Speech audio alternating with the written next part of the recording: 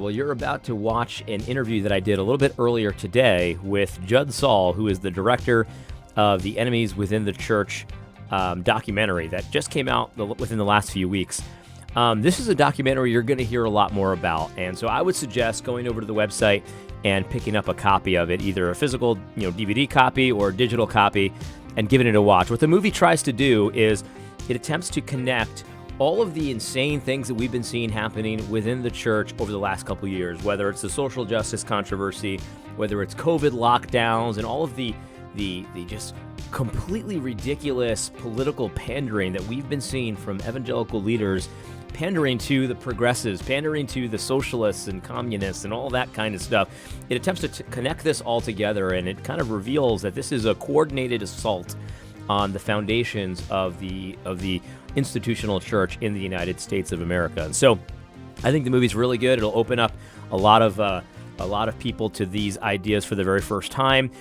For some people that have been paying attention, the information's nothing new, but it's unique in the sense that it kind of tries to fit it all together. And it names names. It names Keller. It names Russell Moore. It names Al Mohler. This is a documentary that a lot of people wish never got made. And so I hope you decide to pick it up. But if you want to see the interview with the director before you do, here's what's going to happen. We're going to do that right now. I hope you find this video helpful. God bless. Welcome, Judd Saul. Judd Saul is the director, producer, everything guy for the new movie, Enemies Within the Church. If you have not heard about it, you're going to hear about it right now, and it's quite a good film. Judd, welcome. Hey, thanks for having me. Okay, Judd. So I've got some questions for you because I've seen some things online. I've read some things about you and about the movie. So I want to ask you why you made the film, but first it's going to be multiple choice, yes or no. You ready for this? I'm ready. Let's go. Okay. So, Judd, did you make this film because you hate Black people? Let me think about that. No. Okay. No. I did not make the film because, no. Are you against women? I love women. Do you hate the church, Judd? Did you make this film because you actually want to destroy the church? I made the film because I love the church.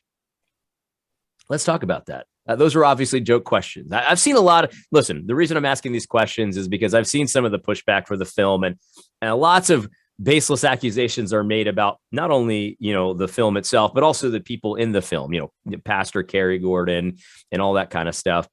Right. So why did you make this film, Judd? Because I want you to set the record straight right now. We set out to make the film. The goal to make the film and why we made it was because a lot of people put out articles, different YouTube videos here and there, and a lot of the information when people are researching and doing it are just scattered. Mm-hmm. It's scattered all over the place. So only a small fraction of an audience or a segment's actually going to know what's going on and be able to follow the story properly, because the big media outlets, even the big Christian media outlets, only give you a sliver of what's going on because they're protecting somebody. Somebody's got a relationship somewhere. Yeah. And, I've been doing documentary films since the mid 2000s. And the way to tell a story and to get people to understand the whole picture is to do it in a documentary format. Yeah. It is an art, but it's also a way of storytelling to draw in as much information as possible and make it palatable for people to understand what the situation is. Yeah, Judd, that's such a good point, because, even for this YouTube channel, I've got like 900 something videos on my YouTube channel. And, you never can tell when someone new is going to come. And I referenced something that I said, 6 months ago. It's not going to make any sense for someone new. You need sort of an organized sort of place that they can kind of put all the pieces together. In fact, that's one of the things I loved about the movie, where, the good pastor is talking about putting the puzzle pieces together and seeing the big picture kind of thing. That's something that I found so helpful about it. And so that's what your goal was, essentially, to sort of tie in everything that we're seeing within the church as far as the social justice, as far as the Me Too stuff and all of it, to try to tie it all together. Yeah, and also a way to let people have a voice. People like people who've been affected by this and give them a voice and let people hear their voice in the film. It's not just us pontificating, but it's giving other people a voice to express what they saw, what was going on, which makes the film more compelling. And it's really hard for people to follow from one thing to another. And this has just been my way of being able to tell a story, and it's something that I've been doing for a while. Yeah, it's a very effective way to do it, and just between everyone here, we understand that our enemies do this all the time. When they put out an article that's filled with lies about their church, the way they typically start it is they'll tell a story in the beginning that you can kind of emotionally get tied into it a little bit. Oh, look at this church, very sad situation, this and that. And then they fill the rest of the article with lies. Sometimes even that story is a lie. But because you're emotionally hooked into it, it still can be effective. And so if the liars can do that, certainly we can do that with the truth. Amen. Yeah. So this movie's been a long time coming, Judd. I remember, I looked at my video history about the first time we talked about it. It was a few years ago. And so it's kind of been, people have been like excited about it, and then it's kind of been taking a while to come out. So why did it take so long for this to come out finally? I'm not trying to insult you, Judd. I'm just asking. No. The reason it took so long is a number of factors. One, doing a documentary film and what I would call at a very professional high level, which is what we try to attain. People have to understand, like if you look at like Dinesh D'Souza's movies, or you look at some of the other, very high budget documentaries, you're talking about putting $2-3 million into a documentary film budget. Sure. For us, I mean, we're doing this at a fraction of the cost. Sure. And we have to raise the funds to make the film. This isn't cheap. Every time we have to hire a film crew, multiple cameras, travel, plane tickets, hotels to go across and interview these guys. It's costly. So when we set out to do it, we raise money, we go produce. And then we run out of money and we go, okay, we need to raise more. We need to go produce it some more. Yeah. But then along the way, we ran across stories that we had to tell. Yeah. We ran across stories that we couldn't wait. And it's like, okay, this is too big of a story to just throw in the film and do it justice. So that's why we did First Baptist Naples, a 38-minute documentary just on the story of First Baptist Naples. We did a Southern Baptist compilation video that we put together from interviews and other research and things that we got done, so we could help inform people before the recent Southern Baptist Convention vote. Yeah. And we've gone out and broke stories along the way. It's not just making a movie for us; we're fighting a war. So as along the way, we diverted resources to break stories and to bring people information. Yeah. And then also the amount of research that went into this was crazy. Yeah. And you can tell. You can definitely tell with the result. We're talking thousands of hours of research. Yeah. And to back up what we are saying in our film, which that'll be out in about a week, our Wikipedia page and then the resource page of evidence backing up things we say in the documentary. Yeah, you can definitely tell that a lot of work went into it in that way. And one of the things I noticed, we were talking a little bit before we started recording, but there were some stories in the movie that I know were very recent. And so it's like, we were kind of saying like, well, when do you decide to just end it? When do we land the plane? Because this is ongoing. So if you could seriously make, a 10-hour documentary and you wouldn't be done, there would still be more stuff because there's new things happening all over the place. You could do a documentary about McLean Bible Church right now, and that would have added another couple hours to the film. So like, it's like, I'm kind of glad it took forever because things ended up in the film that really helped the message that didn't happen until like 6 months ago. Right. And that's the thing. It's like eventually with a film, you have to land the plane. And this is a thing with documentary filmmakers. The film's never actually done. Yeah. We just stopped at one point and had to put it out there. Yeah. But so much happened leading up to when we were in the edit bay working on final things. I'm like, okay, we got to cut this. We need to add this in. We have to add this in to give it relevance. And finally, it's just like, okay, we're done. We can't add anymore. We have to be done. We're burning hours. Let's put it out there. But Yeah. It's That's cool. the thing. You also had mentioned, sorry to cut you off, but you also had mentioned that, it's obviously very costly to do this. What's cool about it is like, you don't need to have the multi-million-dollar budget like Dinesh D'Souza to produce something really quality. You just need a lot of time, and do need some money, but the way technology is now, like, you don't necessarily need to have these huge budgets. You know what I mean? You have to, and to do something, you have to have it within a reasonable range, but you also have to have talented people and a talented team you work with. This isn't just a Judd Saul project. There are a lot of contributors and a lot of people that help with this. Yeah. And this, through this process, I'd say the Lord opened up doors and introduced us to a lot of other creative people that we're going to have longer working relationships with in the future. That we will be putting out future content. Yeah. But, one of the things I said on my channel recently is that, the pagans, they're licking their chops. They feel like, they've kicked us off all these social media things, and we're losing our jobs and stuff. But really, we're going to flip the script on them, because now we're finding each other. We didn't find each other in the sea of Twitter. There's so many people on Twitter. It's hard to find, people that are believers. But now that we're stuck on Gab all together, like, now we know who you found so many people, talented people that you're going to work with for a long time. We're going to do some damage now that we all know each other. That's right. So we're going to flip the script on them here. Let's talk a little bit about kind of the process here. Because one of the things I remember from early on, Judd, is that you had done a bunch of interviews. I forget even where you did them. It was at some conference or something. And a couple people, and whatever if you want to name them, I don't care, it doesn't matter. But a couple people had dropped out, once they, I think it was like once they heard the name of the project, or once they got some pressure to drop out because you guys were just going to slander everybody, you're just evil. And along the way, you've had people that you've interviewed that you wanted to use in the film, but they decided to say, hey, don't use me in the film. So what I wanted to ask you is, like, what do you think that's about? Is that a strategy? What's going on with that?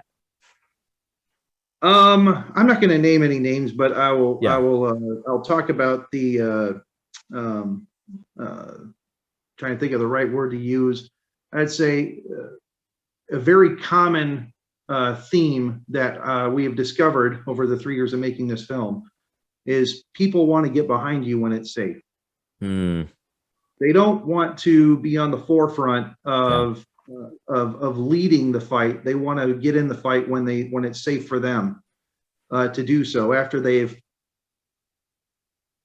tested the wind and see where the wind is blowing, and then they'll get behind the film. And then some people, are saying, well, if I'm in this film, it might ruin my ministry because, these guys are reckless. And a lot of rumors went flying around about us while we were making the film. And if they would have just come out to us and talked to us directly, and actually kind of reasoned with us and said, okay, what are your intentions? What are you trying to do? We're not as crazy as they thought we were. Yeah. And and honestly, today, since the film has come out, I've had people that actually ruined fundraising efforts for us, trashed us to other people that are now texting me every other day talking about how wonderful the movie is.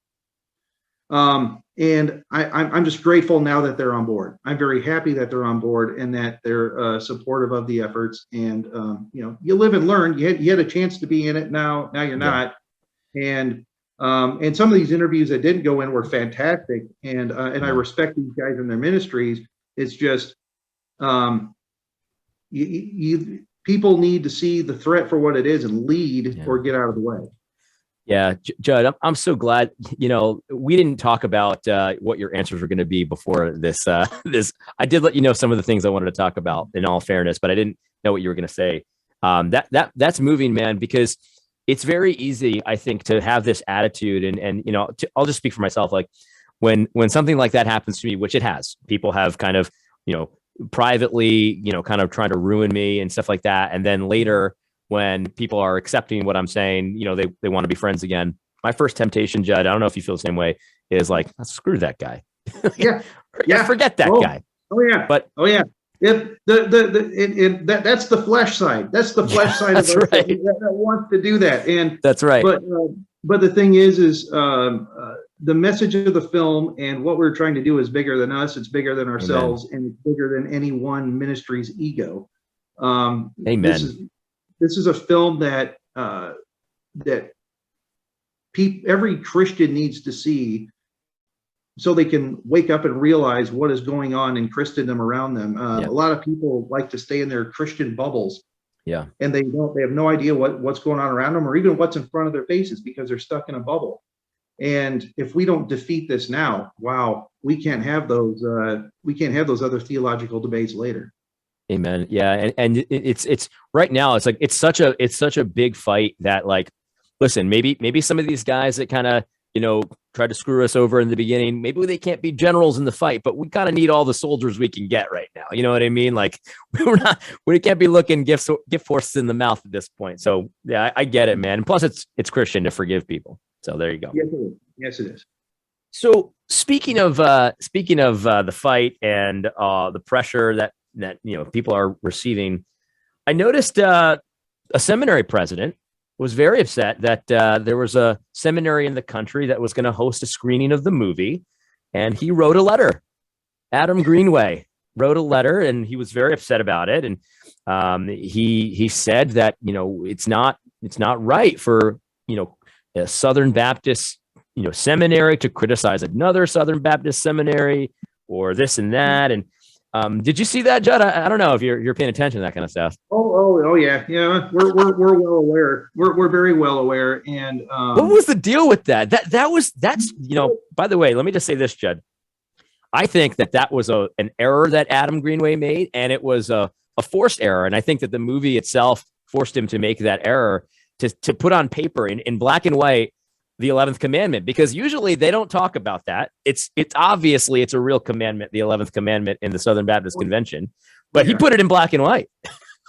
He put it in black and white. And so when that all happened, I talked to the guys at CBN about what was going on, and I talked to folks from Mid-America Baptist Theological Seminary. And they were mad. They were really mad at how Adam Greenway tried addressing the problem. He didn't call them personally. Adam has never contacted me personally about any issues. And then they just put out that blanket statement. Well, that backfired. I mean, it blew up in their faces. And so much to the point, it drew so much attention to our film. I give him credit for being our biggest promoter. We paid for some advertising. Some people, we paid for advertising, advertise the film and get it out there. But wow, Adam Greenway. Oh no, you're muted, Judd. You're muted. Thankful. So in the spirit of we created a promo code for DVDs. What's the promo code, Judd? Oh no, you're muted again. How'd that happen? There you go. So, you get 20% off. Can you repeat that? You went on mute right when you said the promo code. This is important, guys. Yeah. So in the spirit of Thanksgiving, we created a promo code called Greenway. If you type in Greenway, when you go check out, when you purchase the DVDs, you get 20% off. So that's from now up until Sunday evening at 5 o'clock on Thanksgiving weekend. So we thank him, and I really thank Adam Greenway for promoting us, getting the word out there for us. What a lovely gesture. Thank you, sir. Yeah. Hats off to you. The one thing that I think is to the people that are on the more progressive and liberal side of these battles, they do a lot of things really well. One of the things they don't understand, though, is internet, what to do in internet squabbles and internet battles. And this is the thing you don't do. Like, if you don't want to draw attention to it, you just have to ignore it. But to draw attention to it in this way and say, well, this is slander, this is people that would have never heard about this now heard about it and are like interested. And it's like putting the parental guidance rating on a CD. Of course, every kid wants it now. I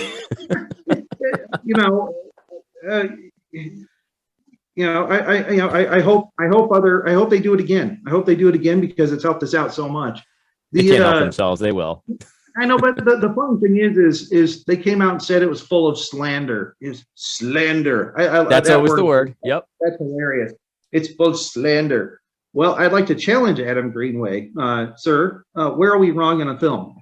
Where are we wrong in the film? Where have we gone wrong? Please refute it. I would love for you to address our concerns in the film, other than say to your donors and the people, it's not happening here. Those guys are liars. Right. Okay. How are we lying? Show Right. us. Right. Yeah. That's always the all thing. these It's guys always, got. they always want to say a couple things. They always want to say it's conspiracy theory, it's slander, and that you're doing it for your own self promotion. Those are the big three things that they'll always say when they don't like what you have to say. And it's very easy to respond, just like you said. Okay, prove it. Prove any of those things, and I'll be glad to talk to you about it. Address where we're wrong. Quit the ad hominem attacks and show us where we're wrong, please.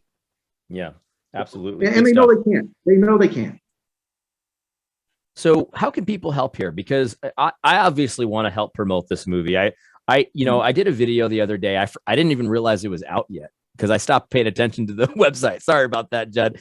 But I was like, oh, I haven't seen it yet, but I'm sure it's going to be good. And then like that day I was like, oh, it's already out. So I watched it that day and it is good. So I want to help promote it. Obviously I have a YouTube channel, but not everybody does. What can people do to help? People can help by going to the website. You can purchase the movie. You can stream the movie. The most important part is you guys need to take that message and get it out to as many people as possible. Yeah. We created this film to be a tool for people to use to wake up the remnant, wake up the people in the church, to put a stop to the cultural Marxist movement, postmodernist movement, whatever you want to call it. This evil, anti-Christ, false gospel that has infiltrated our churches needs to be purged. And we gave you a very good tool to use to fight it. And we're going to continue providing resources so people can fight this. And I just want to tell everyone else, you guys got a great thing in A.D. Robles here. This is a warrior who's been in the fight from the beginning. Y'all need to support people like A.D. We are all in this fight together, and we need to be backing each other up. Yeah. No, you're so right. And one of the things that I really appreciated about the film, and I texted Judd right after I finished watching it, and I said that I was so fired up, and I just thank you for it. And obviously, listen, you made the film, but all credit goes to God for this, because this is what was so important about this movie, is that in the movie it is so clear that the message being presented is that it's a dark film. There's a lot of enemies out there. There's a lot of things happening that are not good, but the movie makes it crystal clear that God is powerful. And when you watch this movie, even the way it ends on a really dark note, but somehow you manage to end it on a dark note, but still you walk out of the movie feeling like, man, it's time to get to work. We're going to win this thing. And it's not because we're clever or great. It's because God is powerful. It makes much of the power of God, this movie, which is so contra to what you would hear if you just listen to the critics of this film. Because if you listen to the critics of this film, you're going to get, conspiracy theory, all that kind of stuff. But this movie is about the power of God, man. It really is. It's dark, but somehow it makes you feel like we're going to do this. You know what I mean? And so I just wanted to say that's if that was your goal, to like wake people up and get people excited about getting to work, like, it did that to me, man. Yeah. What I want people to get from the film is this. What weapons can stand against us? Amen. We have God behind us. We have the power of Christ behind us. You don't think our God's big enough to fight the lies of the woke? Yeah. People are worried about their jobs. People and pastors and ministers are worried about getting intimidated by an evil portion of their flock in their church that's trying to make it go social justice. You guys, you work for the Holy Spirit. You work for God. He can help you beat this and beat the lies that are coming in. We're worrying about reputations, and it's time to stand on Christ and lay it all on the line for truth. I'm not going to give up the whole movie because I want people to go out and get it. Don't forget to use the Greenway promotion code to get some money off to buy the film. But the section in the middle about antinomianism and love, oh man, dude, that was so powerful. And I often say on the channel that, like, you can always tell someone's smart when they can say something in like a few sentences that takes you like a 90-minute video. And it's like Pastor Kerry Gordon and some of the guys he was talking to, it's like, they're right there, man. There's like a few paragraphs in this movie that it's like, man, like it would take me an hour to explain this. And it's like, it's just so perfect. I'm not going to give up the whole thing, but that section, man, Judd, that spoke to me. It made me so happy.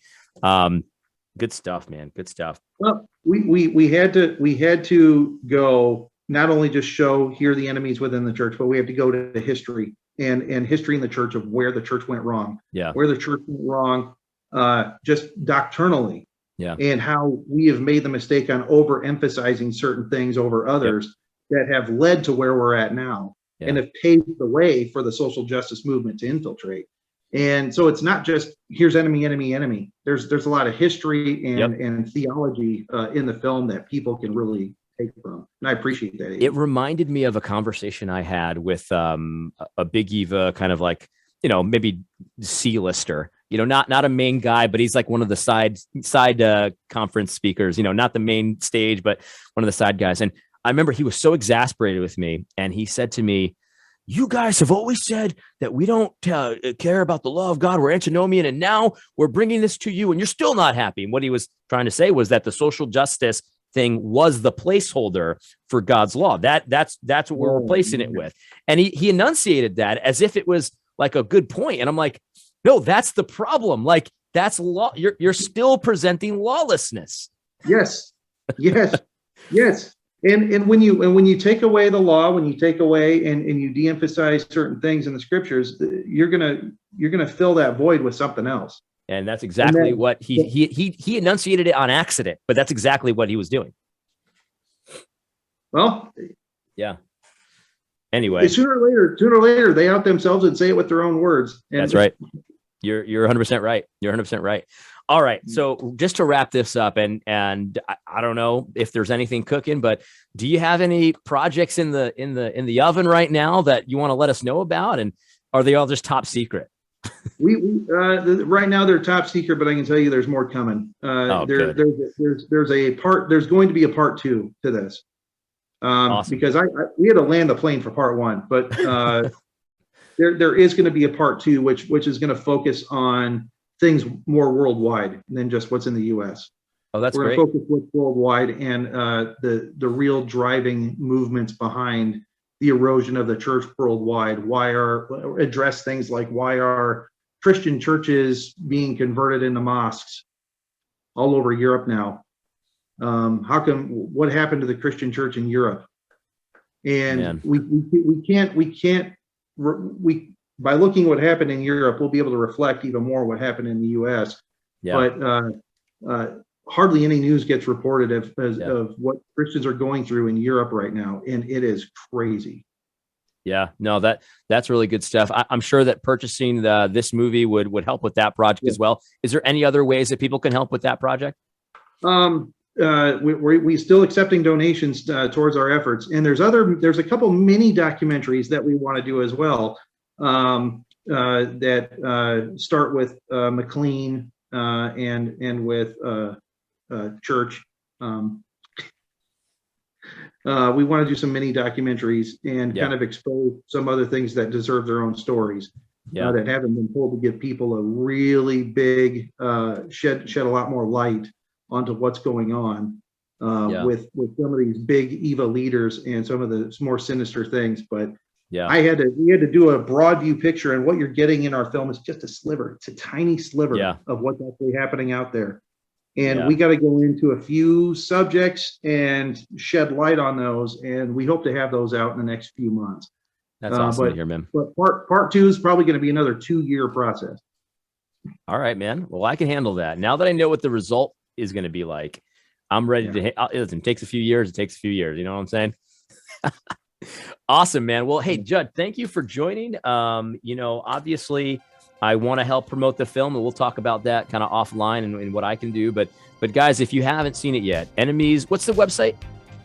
www.enemieswithinthechurch.com. www.enemieswithinthechurch.com. And on DVDs, don't forget, 20% off if you type in Greenway on checkout box. All right. God bless, Judd. Stay on the line. I'm going to end the recording right there.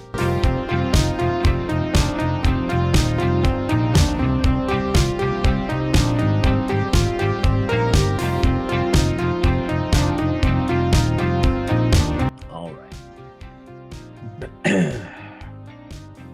So what are you, the director of this movie? Yeah, I suppose. What's what is producer higher than director? What's the highest title? Technically, director is the highest title because it takes on the most responsibility, but I produced, directed, I camera opt, I did many, many different jobs in this film. It's kind of like how I'm the CEO of my company and also the diversity director and also the recruiter. All right. Well,